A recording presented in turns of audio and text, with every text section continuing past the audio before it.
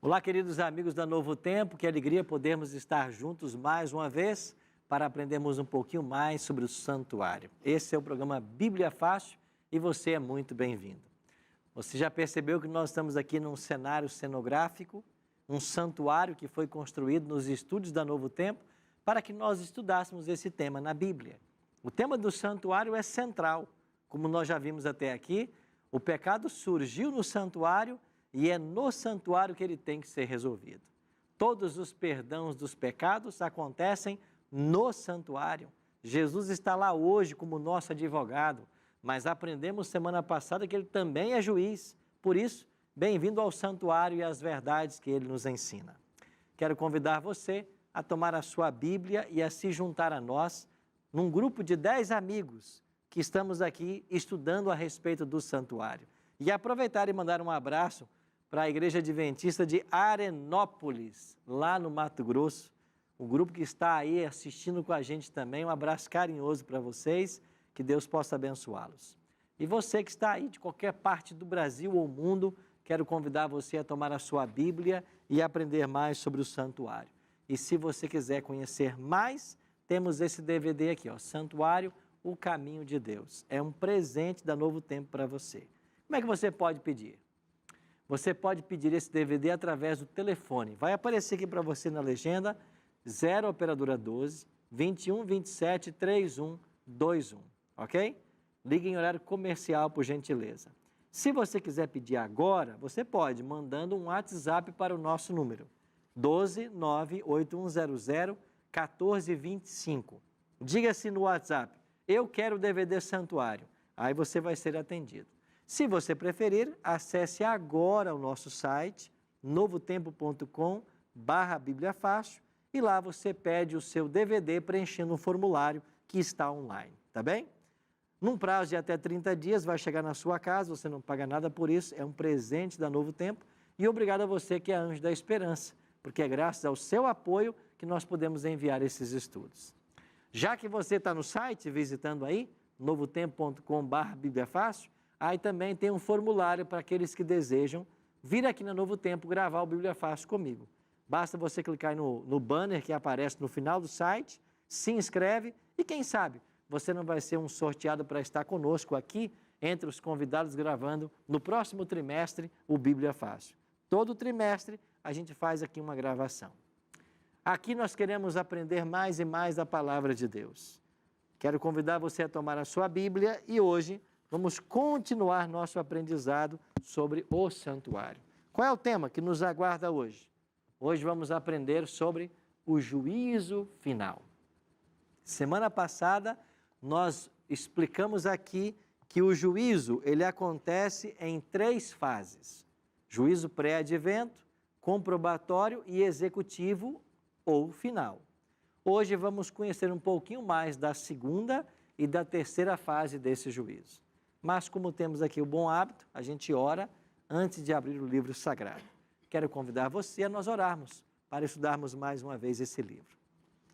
Nosso Pai Celeste, graças te rendemos pela oportunidade que temos de nos reunir para estudarmos a Tua Palavra. Que o Teu bom e Santo Espírito nos ajude e que nós possamos compreender a verdade a respeito do juízo final. Oramos em nome de Jesus. Amém.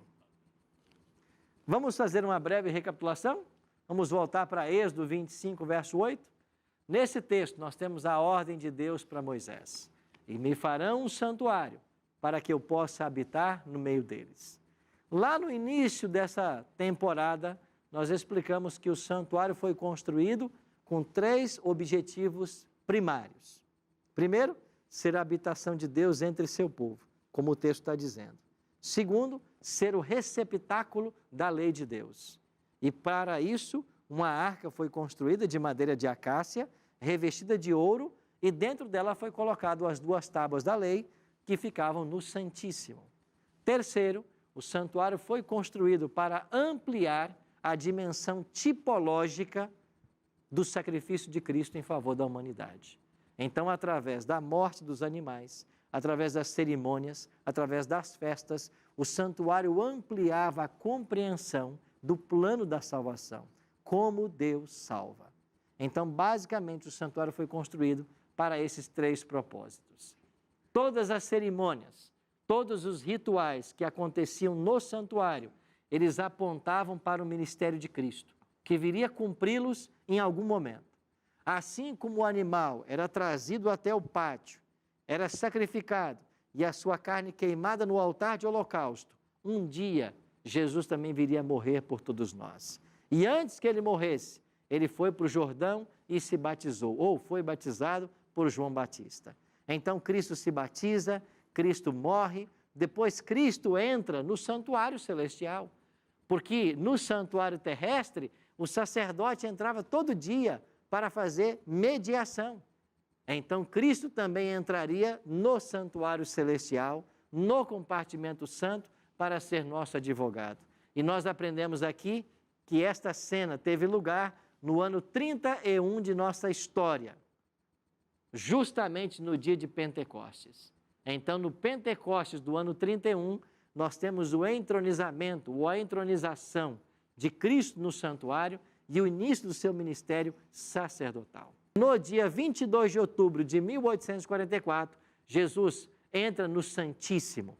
Ele agora é sumo sacerdote. E como sumo sacerdote lá em Israel, tinha o dia da expiação, que era um dia de juízo, Jesus também começou o juízo no santuário celestial. Vimos na semana passada que o dia da expiação funcionava como um tipo desse juízo. E assim como o sumo sacerdote pleiteava pelo povo e purificava o santuário, Jesus está agora pleiteando por nós e purificando o santuário. O juízo que começou lá em 1844 se divide em 3 fases. Na fase do pré-advento, começou em 1844 e terminará quando Jesus deixar o santuário. E agora, após volta de Cristo, porque ele deixa o santuário e vem à terra, após a volta de Cristo, nós vamos ter a segunda e a terceira fases do juízo. A isso chamamos juízo final. Por quê? É a aplicação da sentença sobre os ímpios, Satanás e seus anjos. Vamos então avançar aqui. Desde o dia 22 de outubro de 1844, ou seja, há mais de 175 anos, Jesus está realizando juízo no santuário. Explicamos semana passada que esse juízo é só para aqueles que um dia aceitaram a Cristo como Salvador. Quem não aceitou, condenado já está. Vai ficar para a segunda fase que hoje vamos estudar. Quando é que vai terminar esse juízo no santuário celestial? Eu coloquei uma interrogação no meu slide, porque nós não sabemos quando será. A Bíblia não tem nenhuma profecia de tempo mostrando quando é que ele termina o juízo. Mas a Bíblia mostra o que vai acontecer quando terminar esse juízo. E nós vamos entender melhor esses eventos. Apocalipse 15:8 diz assim: o santuário se encheu de fumaça procedente da glória de Deus e do seu poder, e ninguém podia penetrar no santuário enquanto não se cumprissem os 7 flagelos dos 7 anjos. Haverá um momento que Jesus deixará o santuário. E nós lemos semana passada Daniel 12:1, que diz, nesse tempo, se levantará Miguel. No capítulo 7, ele entrou no templo de Deus, assentaram-se os tronos e abriram-se os livros. Começou o juízo, Daniel 7. Em Daniel 12, terminou o juízo. Jesus se levanta e sai do santuário. E quando ele sai do santuário, diz o Apocalipse que haverá uma fumaça procedente da glória de Deus. E ninguém pode penetrar no santuário. Acabou a expiação. Quem está salvo, está salvo. Quem está perdido, está perdido. Aí quando Jesus sai do santuário, lá fora existem 7 anjos o aguardando. Ele enche as 7 taças e dá uma ordem: ide e derramai as taças pela terra. O que são essas 7 taças? As 7 últimas pragas. Elas estão descritas em Apocalipse 16. As 7 pragas são derramadas. Os ímpios receberão as pragas. Os salvos não receberão praga alguma. Eles estarão protegidos debaixo do manto do Todo-Poderoso. E então, terminadas as pragas, o Apocalipse 22, 12 diz: eis que venho sem demora, e comigo está o galardão que tenho para retribuir a cada um segundo as suas obras. Você que está me assistindo, de acordo com esse verso, quando é que a recompensa será dada? Na volta de Jesus. Apenas na volta de Jesus. Pastor, quer dizer então que as pessoas que já morreram, elas não foram para os céus? Não. Pastor, mas quando a pessoa morre, ela não já vai para o céu? Não, ela não vai. Porque a recompensa só vai ser dada quando Jesus voltar. Mas tem gente que já foi para o céu? Tem. Tem porque a Bíblia diz que tem. Então, quem a Bíblia menciona nominalmente que foi para o céu? São 3. Moisés, Elias e Enoque. Esses 3 a Bíblia diz que eles foram. Então eu posso ensinar que Moisés, Elias e Enoque estão no céu, porque a Bíblia diz que eles estão.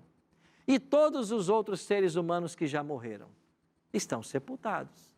Por quê? Porque Apocalipse 22, 12 está dizendo que Jesus voltará e então ele retribuirá o galardão a cada um segundo as suas obras. Ninguém recebe a recompensa antes, exceção o que a Bíblia já disse que é exceção. Então, quando Cristo voltar, as pessoas receberão sua recompensa. Qual é a outra prova que nós temos de que quem está morto, ainda que salvo, não foi para o céu? A doutrina da ressurreição. A Bíblia ensina a doutrina da ressurreição dos mortos salvos. Eles não ressuscitaram, eles vão ressuscitar. E é isso que eu vou ler para vocês agora. Olha o que Paulo escreveu em 1 Tessalonicenses, capítulo 4, verso 16. Porquanto o Senhor mesmo, dada a sua palavra de ordem, ouvida a voz do arcanjo e ressoada a trombeta de Deus, descerá dos céus. Volta de Jesus. E os mortos em Cristo ressuscitarão primeiro. Se quem está morto em Cristo vai ressuscitar quando Jesus descer, quer dizer que ninguém está no céu. Então essa história que contam por aí que a pessoa quando morre já vai para a glória, já vai para o céu, não se sustenta biblicamente, não tem base bíblica. Porque Paulo está dizendo de que quando Jesus descer do céu, ao toque da última trombeta, os mortos em Cristo ressuscitarão. Eles estão mortos, eles não foram para o céu.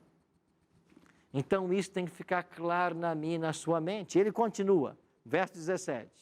Depois nós, Paulo achava que ele estaria vivo até a volta de Jesus. Depois nós, os que ficarmos, seremos arrebatados juntamente com eles. Eles quem?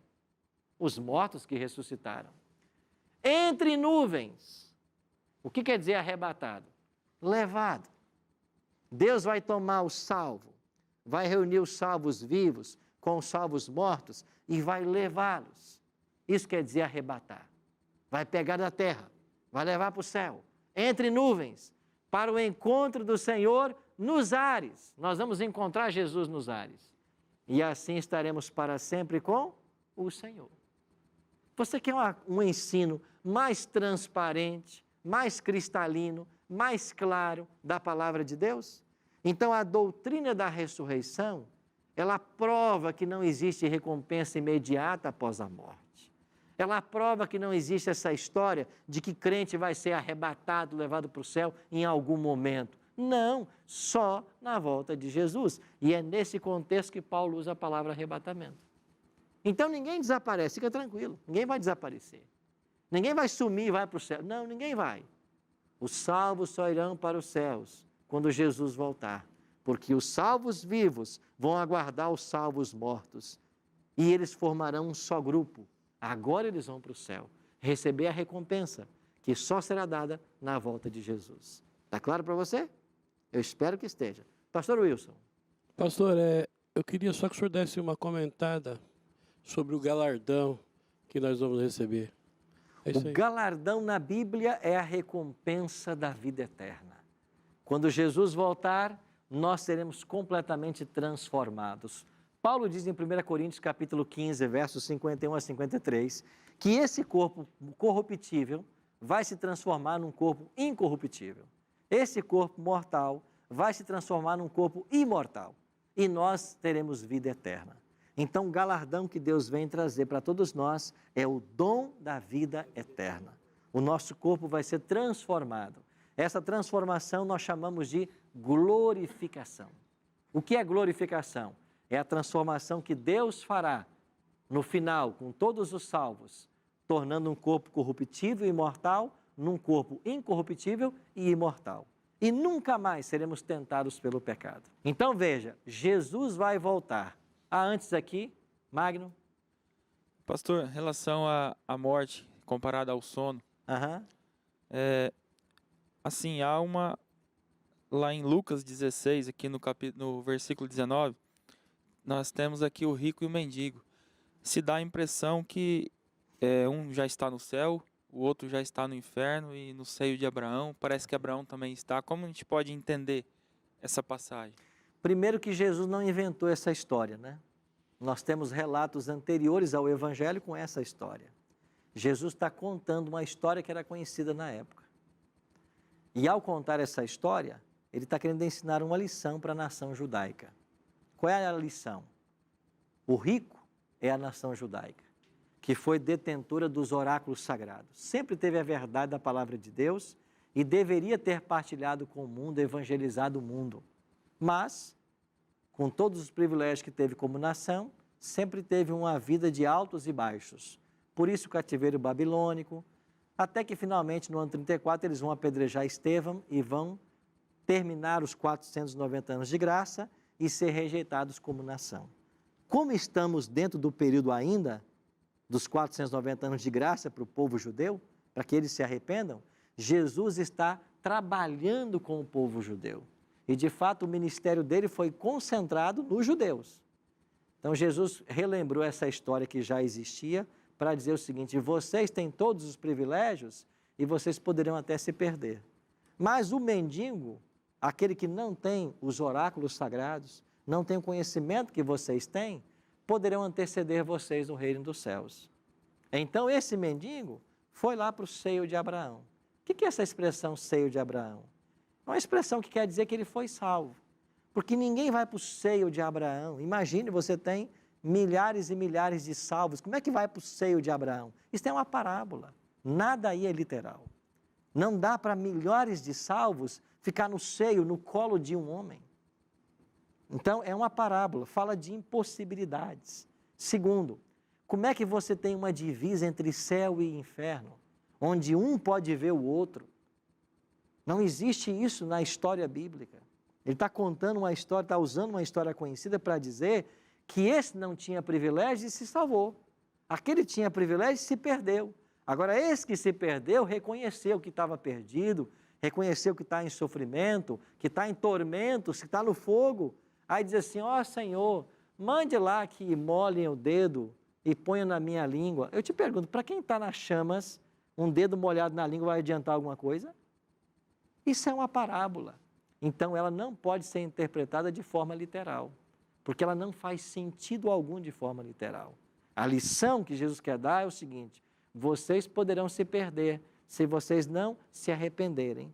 Vocês têm muitos privilégios, enquanto outros que não têm privilégio algum, como esse mendigo, poderá ir para o reino dos céus e ser salvo. Então, foi um alerta para a nação judaica, certo? Nós não podemos fundamentar nenhuma doutrina em parábolas. Certo. E uma outra questão, quando Jesus terminar o juízo, ele vem e é fechada a porta da graça. Isso. E quem está salvo, já naquele momento, se fechou o livro, o julgamento para ele? Fechou. Ele Quando não vai Jesus mais deixa o santuário, todos os casos foram decididos. É o que eu li em Apocalipse 22:11. Continue o justo ainda sendo injusto e o ímpio na prática da impiedade. Quer dizer que naquele momento ele não, a tendência ele não vai mais pecar. Não, ele não vai mais se perder. Ele não mais se perde e nem o ímpio mais se salva. Os casos foram decididos. Certo? Bom, nós vamos para um breve intervalo e quando voltarmos, vamos entender o que é que vai acontecer após a volta de Cristo e vamos entrar então na segunda e na terceira fase do juízo. Não sai daí, a gente volta em poucos minutinhos. Acompanhe no próximo bloco. Tem primeira morte e tem segunda morte. Qual é a primeira morte? É a morte que eu e você estamos sujeitos a ela. Você sai aí fora, um carro te atropela, você morre. Isso é a primeira morte. Qual é a segunda morte? É a morte eterna. Quando Deus vai mandar fogo e matar, essa é a morte eterna. E você vai ver ainda. Os ímpios que estão vivos, eles verão esse momento? Você teve a oportunidade de falar da salvação para alguém e você não fez. Você paga pela vida daquela pessoa?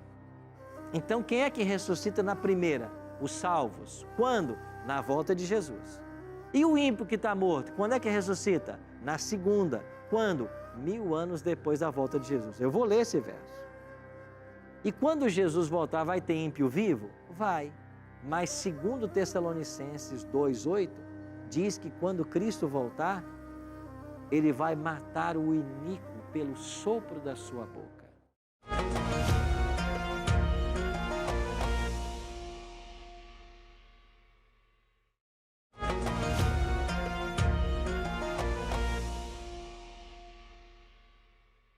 De volta com o programa Bíblia Fácil, hoje aprendendo sobre o juízo final. Você vai entender agora eventos que terão lugar após a volta de Jesus. E olha, tem muita confusão por aí, muita coisa sendo ensinada, que é uma verdadeira miscelânea sem qualquer base na palavra de Deus. Por isso, pegue a sua Bíblia, é a Bíblia que você tem na sua casa, pegue a sua Bíblia e confira os textos que nós vamos mostrar a partir de agora, para você entender o que vai acontecer daqui para frente, depois da volta de Jesus. Bom, vamos aqui para a tela. Paulo diz que quando Jesus voltar, os salvos vivos serão transformados e os mortos ressuscitarão. Seremos levados para as nuvens, para o encontro do Senhor nos ares. Apocalipse 20, verso 6 diz assim: bem-aventurado e santo é aquele que tem parte em qual ressurreição? Na primeira. Sobre estes, a segunda morte não tem autoridade. Segunda morte? Tem primeira morte e tem segunda morte. Qual é a primeira morte? É a morte que eu e você estamos sujeitos a ela. Você sai aí fora, um carro te atropela, você morre. Isso é a primeira morte.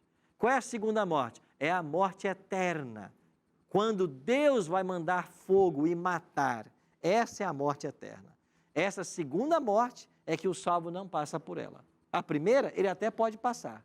E vários salvos já morreram. Vários que estão vivos se salvarão. Então, a primeira morte, ela pode acontecer ou não. A segunda não atinge o salvo. Então, bem-aventurado é aquele que ressuscita na primeira ressurreição. Serão sacerdotes de Deus e de Cristo e reinarão com ele, quanto tempo? 1000 anos. Então, veja. Os salvos vão para os céus, reinar com Cristo por um período de tempo de 1000 anos. Então agora apareceu aí um outro período de tempo que a gente não tinha estudado ainda. Nesse milênio, 1000 anos, o que vai acontecer? Vai acontecer a segunda fase do juízo, que nós chamamos de comprobatório. Depois do milênio, a terceira fase, que é o executivo. A primeira fase aconteceu antes da volta de Jesus. Então, o que vai acontecer quando Jesus voltar? Segundo o tipo lá do santuário em Israel, terminada a expiação pelo sumo sacerdote, ele colocava a mão na cabeça do bode vivo, que era Azazel, e esse bode era levado para onde? Para o deserto. Esse bode sendo levado para o deserto tipifica a prisão de Satanás. E olha o que diz agora o livro do Apocalipse, capítulo 20, versos 1 e 2. Então vi descer do céu um anjo que tinha na mão a chave do abismo e uma grande corrente. Ele segurou o dragão, a antiga serpente, que é o diabo, Satanás, e o prendeu por quanto tempo? 1000 anos. Então, salvos vão para o céu reinar com Cristo. Por quanto tempo? 1000 anos. E o diabo? Preso. Por quanto tempo? 1000 anos. O que é que significa essa prisão de Satanás? é que Satanás não vai ter ninguém para tentar. Os salvos estão nos céus, os ímpios estão mortos. Porque veja, o ímpio que morre, ele não ressuscita na volta de Jesus. Ele vai ficar para a segunda ressurreição. Quando é que acontece a segunda ressurreição? Depois do milênio. Então, quem é que ressuscita na primeira? Os salvos. Quando? Na volta de Jesus. E o ímpio que está morto, quando é que ressuscita? Na segunda. Quando? 1000 anos depois da volta de Jesus. Eu vou ler esse verso. E quando Jesus voltar, vai ter ímpio vivo? Vai.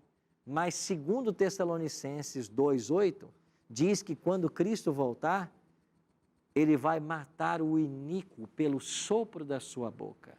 Ou seja, todos os ímpios que estiverem vivos morrerão no momento da volta de Jesus. Então, como todos os ímpios estarão mortos e os salvos no céu, Satanás não tem para quem tentar. Ele vai estar preso. É uma cadeia de circunstâncias. Terminado o milênio, o que vai acontecer? Ou melhor, ainda durante o milênio, Apocalipse 24. Vi também tronos, olha aqui, e nestes sentaram-se aqueles aos quais foi dada a autoridade de julgar. Quem é que recebeu a autoridade de julgar? Os salvos. E aí diz mais, e viveram e reinaram com Cristo durante 1000 anos. Então, os salvos vão receber a autoridade de julgar. Eles vão se sentar em tronos. Mas não é só o Apocalipse que ensina isso.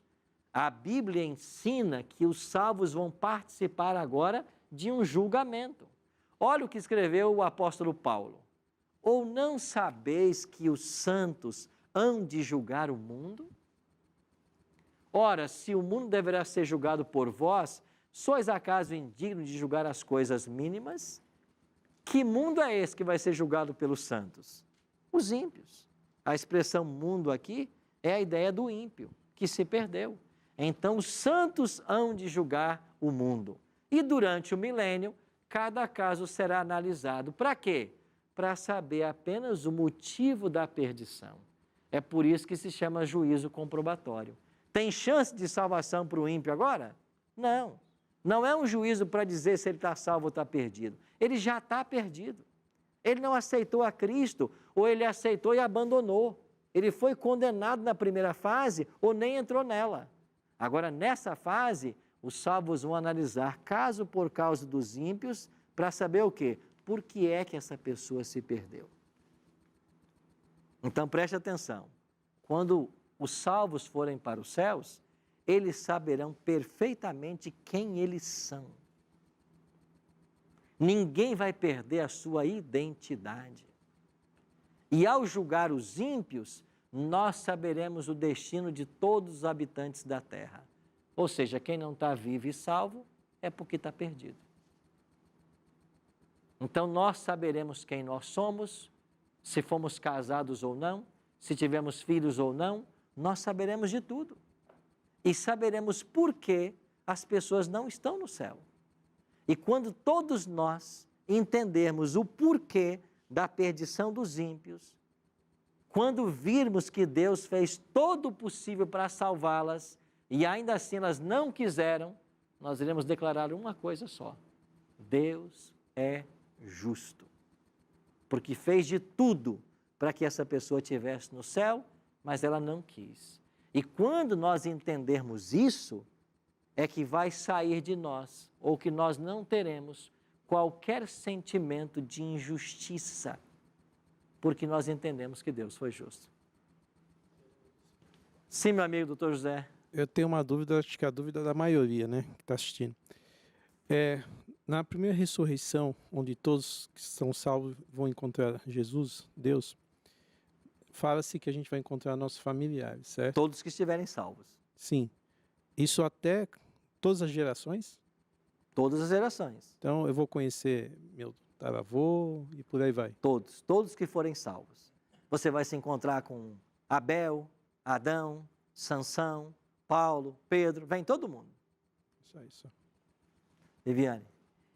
Na Bíblia fala que a volta de Jesus todo olho verá, Aham. né? Só que quem realmente vai ver a volta de Jesus serão só os que estão vivos. Porque quem morreu não tem mais olho. Não tem mais olho. Mas e aí, como que fica assim? Paulo, Eles as terão olhos. pessoas? Eles Não, vão ressuscitar. mas eles não vão ver a volta de Jesus. Jesus voltando, né? Só vão. Nós não sabemos em que momento acontece a ressurreição. Ela acontece na volta dele. Então, quando eles ressuscitarem, possivelmente Jesus estará nas nuvens. Eles verão Cristo nas nuvens, porque a gente vai depois encontrar com ele nas nuvens. Então, Jesus desce dos céus, chega nas nuvens e ordena que todos os salvos ressuscitem. Eles vão ressuscitar transformados, glorificados e verão Cristo nas nuvens. Só os que não vão ser salvos, que eles não vão ver Cristo Quem voltando. morreu e não está salvo não vai Eles ver não nada vai ver, agora. só vai ver. Ele continua descansando lá no pó da terra para a segunda ressurreição, que é a da condenação. Pastor Wilson. Queria só que o senhor comentasse um pouco sobre a nossa capacidade de julgar. Aham. Como nós estaremos, né? Vamos julgar nossa capacidade. Como é que vai ser isso aí? O nosso juízo, na realidade, não vai ser para decidir caso nenhum, porque já estão todos decididos. A nossa participação no juízo é para ser testemunha de que Deus foi justo e fiel ao salvar os que estão no céu e condenar os que não estão. A nossa participação é conferir em todos os registros e ver todas as oportunidades que o céu deu e a pessoa finalmente disse, eu não quero. Então, por mais que eu ame uma pessoa, por mais que uma pessoa me ame, e vamos supor que eu não esteja no céu, quando a pessoa vê o meu histórico e todo o esforço que o céu fez para me salvar, eu vou ficar satisfeito. Ela não quis vir, por isso ela não está aqui. Ailton? Pastor, só tirando uma dúvida aqui, na verdade, universal, né? A respeito da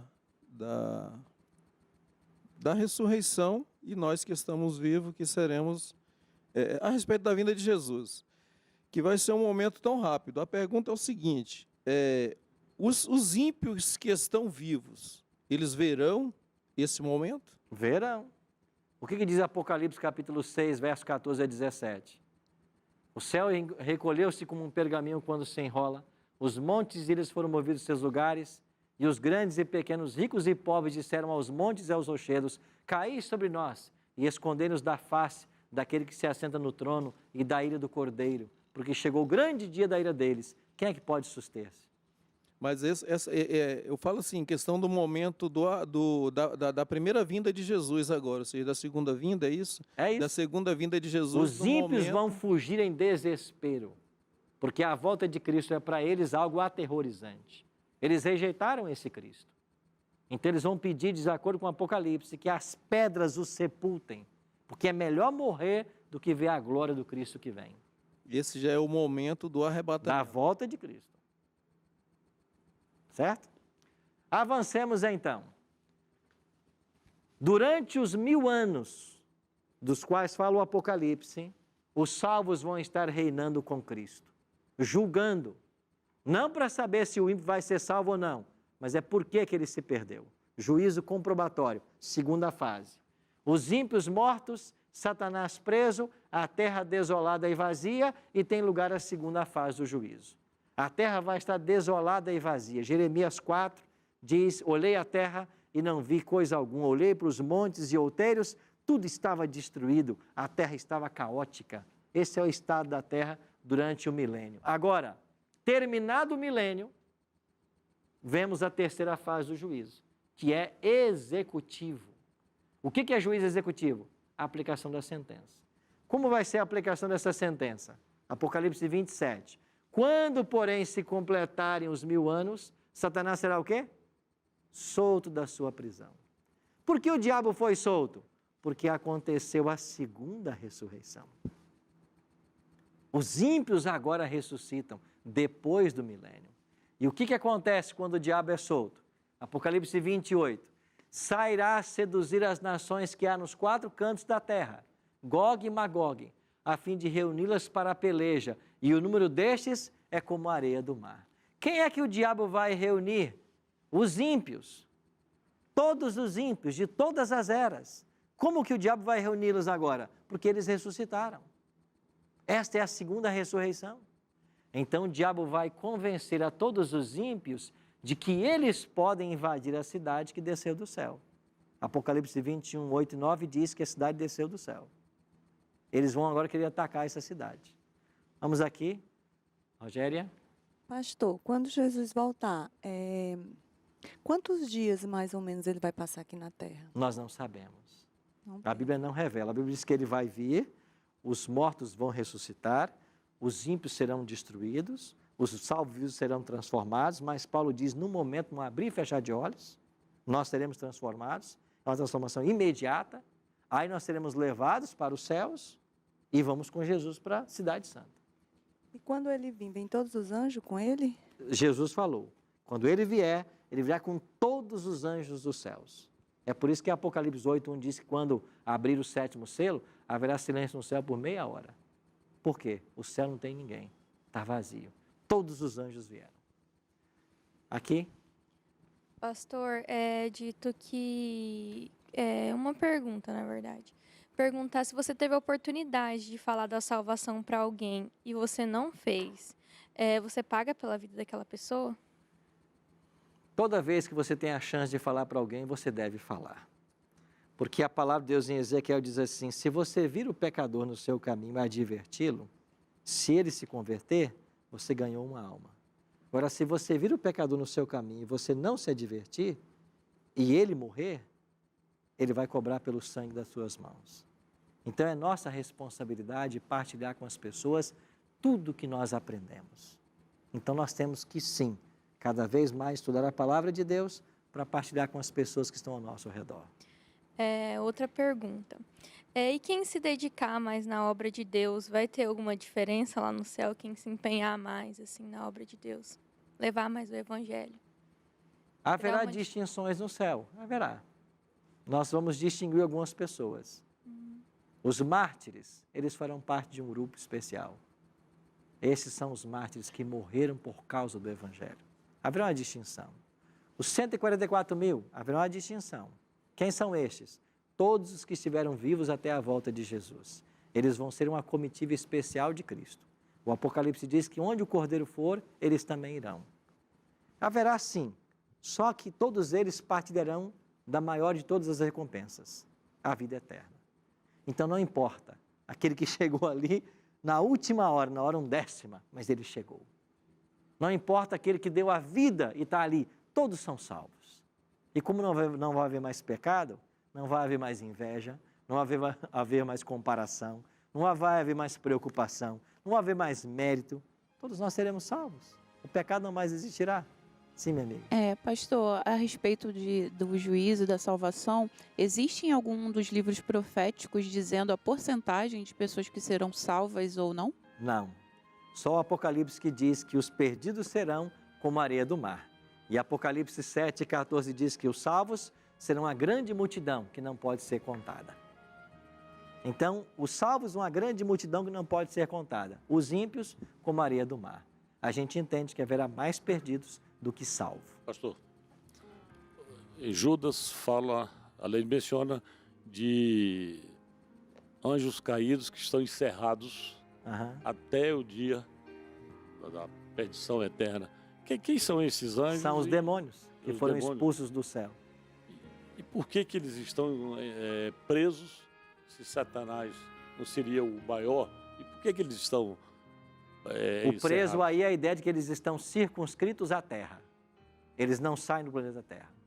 Aqui é onde eles vão ficar até o dia da destruição. Eu já vi uma teoria que eles são tão terríveis que cometeriam catástrofes à humanidade, por isso que Deus os encerrou até o julgamento eterno. Né? Os diabos estão tudo solto por aí.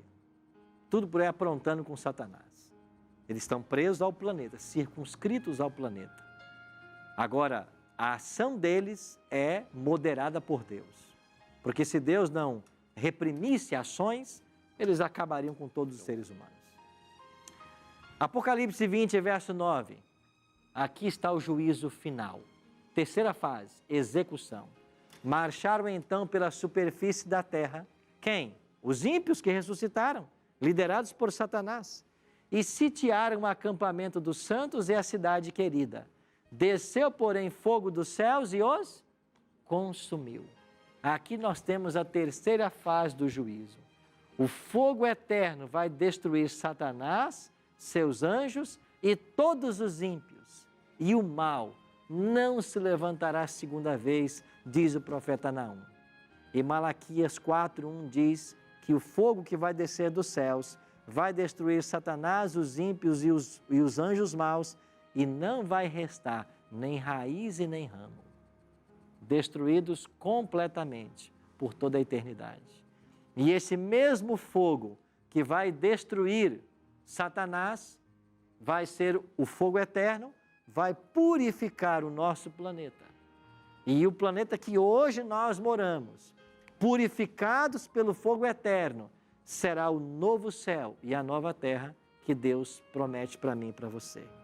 Aí os salvos que estiveram 1000 anos no céu, descerão com a cidade santa, o fogo vai destruir o mal e purificar a terra, Deus fará um milagre, renovará todas as coisas e os salvos se espalharão pelas redondezas da terra e nós vamos morar nesse mesmo planeta por toda a eternidade.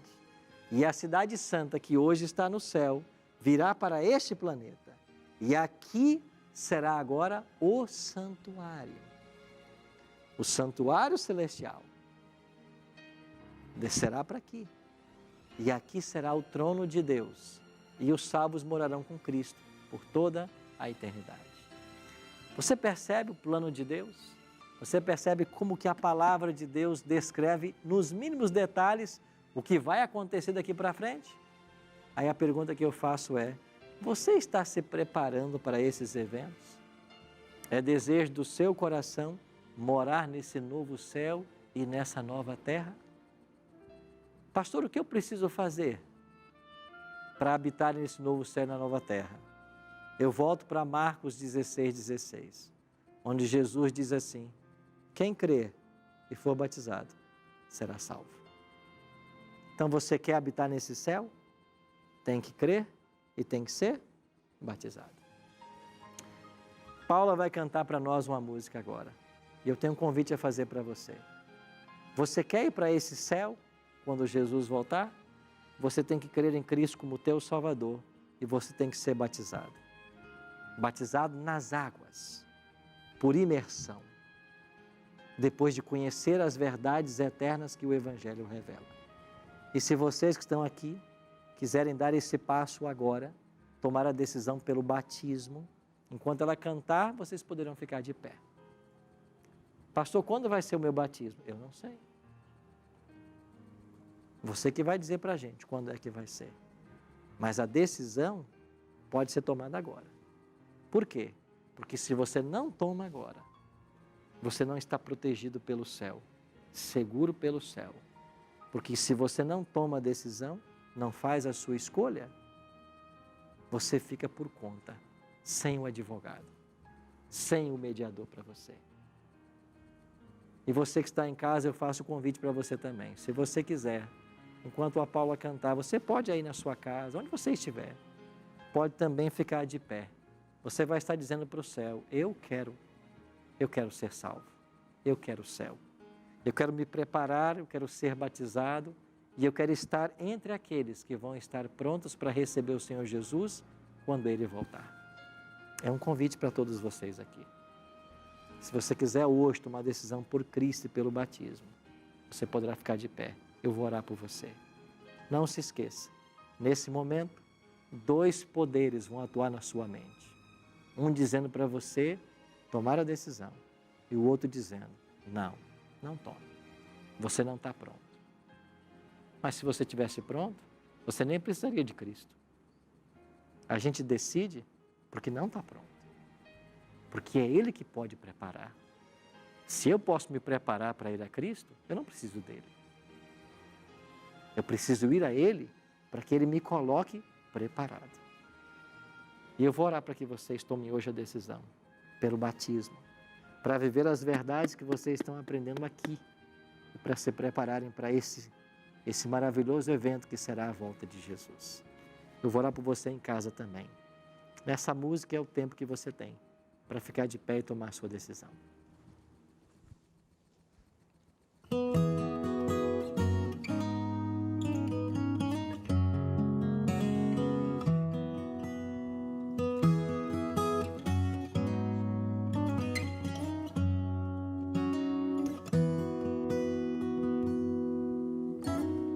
Deixe-me ver aqui o que restou desse coração, desse seu viver. Vejo que quase nada em você ficou, e o que criei se desfilou. Coração mutante, enganoso é o seu. Ora pedra dura, ora carne suja, batendo apenas por bater. Tenho que lhe dizer, a notícia ruim é que jeito algum existe pra você. Não dá pra restaurar o que sobrou, e o que vou fazer é uma troca, enfim. Ele diz: então me entregue isso que restou em suas mãos, que eu lhe entrego um coração que pulsa forte em mim.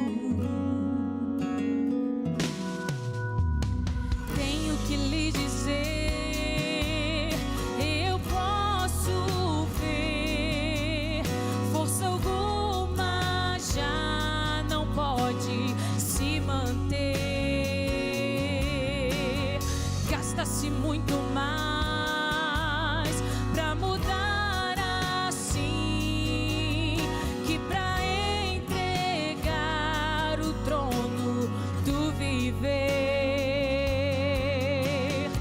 Eu já comecei uma boa obra nesse coração, e se você não atrapalhar, eu posso terminar. Então eu proponho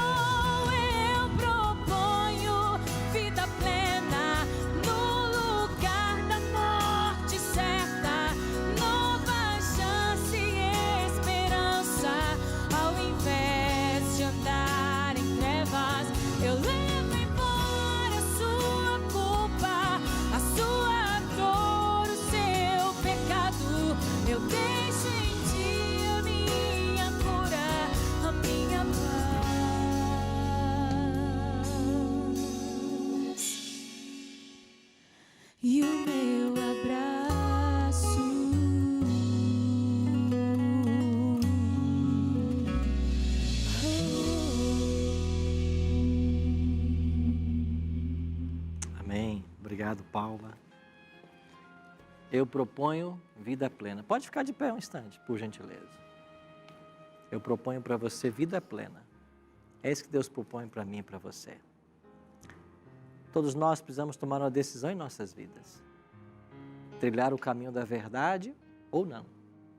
Vocês têm ouvido aqui muitas coisas que talvez vocês não conheciam. Muitas coisas que são novas. E na realidade é uma imersão de Bíblia que a gente faz aqui, num curto espaço de tempo. Mas eu quero dizer para vocês, como disse a música, aquele que começou a boa obra em vós, ele há de completá-la até o dia de Cristo Jesus. Mas a minha decisão tem que ser tomada hoje. Sabe por quê? Porque o amanhã não me pertence. Eu sei que em casa agora muitos ficaram de pé também, como alguns aqui no estúdio. Mas tem gente aí em casa sentado ainda que não se levantou, como tem aqui no estúdio que não se levantou ainda. E eu queria reforçar o apelo e convidar vocês que não se levantaram ainda a tomar essa decisão. Pastor, mas eu não sei como vai ser. Bom, se você soubesse, você saberia o futuro. E o futuro não nos pertence. A gente tem só na mão presente. Mas o hoje, como é que eu vou lidar com isso? Como é que eu vou lidar com as verdades que eu estou aprendendo? Por exemplo, a respeito da lei de Deus, da vigência dos mandamentos e do sábado. A história de um santuário, de Cristo lá no céu ministrando em meu favor. Como eu vou lidar com essas coisas? Não quer você que ainda está sentado ficar de pé e dizer, olha, pastor, eu quero o céu, sim. E eu vou me preparar para ser batizado. Ou talvez você já foi batizado nas águas, você pode aceitar essas verdades e se tornar adventista sem ser batizado novamente. Você pode, se você já foi batizado nas águas. E eu digo mesmo para você que está em casa. Você foi batizado nas águas, mas agora quer viver a verdade que você está aprendendo aqui com a Novo Tempo? Então você pode ficar de pé agora aí, porque eu vou orar por você, para Deus te ajudar. E aqui também no estúdio. Alguém mais quer tomar a decisão de ser adventista? De guardar as verdades que a Bíblia ensina? Pode ficar de pé. Louvado seja Deus por vocês. Louvado seja Deus, meu pastor. Você lidera uma igreja. Nós, como pastores, temos grandes responsabilidades. E nós não podemos olvidar essas verdades. Nós não podemos olvidar. Temos que ensinar ao povo. Eu disse há pouco de que o número dos salvos será menor do que os perdidos. Mas eu queria terminar o programa de hoje lendo um texto da Bíblia só. Aqui em Isaías capítulo 53, verso 11. Porque o texto diz assim: Ele, falando sobre o Messias, Ele, Jesus, verá o fruto do penoso trabalho de sua alma e ficará satisfeito. Sabe o que está profetizando Isaías 53, 11? É que Jesus já viu a todos nós no céu. Ele já viu quantos se salvarão. E a alma dele ficou satisfeita. O trabalho, o esforço, o sofrimento que ele teve, valeu a pena. O Messias está satisfeito com a quantidade de salvos que estará no céu. E eu e você podemos estar lá. O que nós precisamos é tomar as decisões certas. E eu quero orar por vocês. Orar por você que está em casa, para que Deus nos ajude nessa caminhada. Pai Santo, louvado e exaltado seja o teu santo nome. Queremos orar agora de forma especial por esses amigos que estão de pé aqui nos estúdios da Novo Tempo. Alguns deles precisam passar pelo batismo, outros pelo rebatismo, outros desejam ser aceitos na tua igreja, porque um dia já foram batizados como a tua palavra nos orienta. Mas todos nós que estamos aqui, desejamos o céu, desejamos te servir, desejamos fazer a tua vontade, cumprir a tua palavra.